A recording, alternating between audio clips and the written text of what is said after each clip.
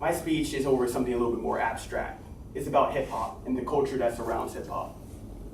Now, hip hop has recently turned 44 years old this year. It was started in the South Bronx in about 1974 in a party. Has turned into a cultural phenomenon that spanned over 3 decades. It's far-reaching. It covers a variety of topics.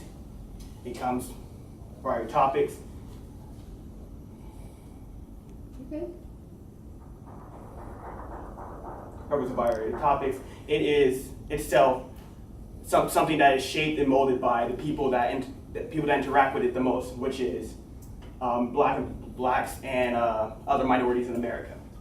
Now hip hop is just not music. That's a common misconception. Hip hop is dance. Hip hop is graffiti on the walls. Hip hop is Jay-Z being on the Forbes list. Hip hop is Kanye West's fashion line. It's something that people have built up to become this representation of Black culture. In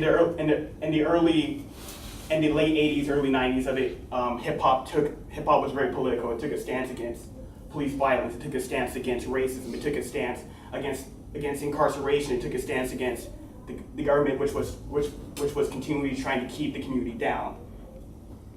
It gave urban youth, much like myself, a voice to get our message out there, to say we are here. This is our pain. This is our suffering. You will not push us down. We are here.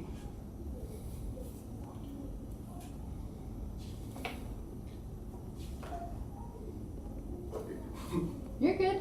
You got it. But hip hop is not always positive. Hip hop has many negative sides. Hip hop for a long time was homophobic. Hip hop for a long time is misogynistic. Hip hop has for a long time been sexist.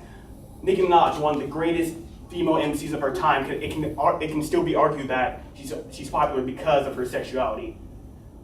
Women in hip hop have been invisible for years. The fact that Cardi B, a stripper, has had a top charting song for the past I don't know how many weeks is a milestone in the hip hop community. And hip hop is also ever evolving. Hip hop is definitely defined by the generation in which the stars are coming from. So once again, the topics that hip hop covers is defined by basically the people who were performing at the time. Once again, back in the 80s and 90s, it was a lot of racism. In the early 2000s, it got more gangster, it got more poppy, it got more upbeat. And now in the 2010s, our generation, we have people like Logic, who's one of the most popular songs is a song about suicide prevention. We got Kyle, who literally in songs has referenced Pokemon and Nintendo. Years ago, you wouldn't think that was possible. It really shows that hip hop moves with the generation. It doesn't stagnate. Aspects about it stagnate, such as rap has kind of become this thing where you can classify it as you're talking about women, talking about money, talking about getting cars, but it doesn't have to be that. It could be a voice, it could be a message.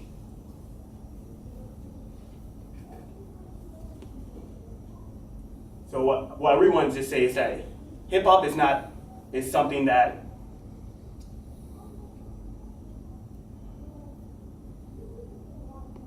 hip hop is something that each and every one of us in here can attribute to. It's an art form. Jeff Chang in his Foreign Policy Journal wrote, hip hop is an art form that is loud, that is not conspicuous. It is a jackhammer. It is chaos.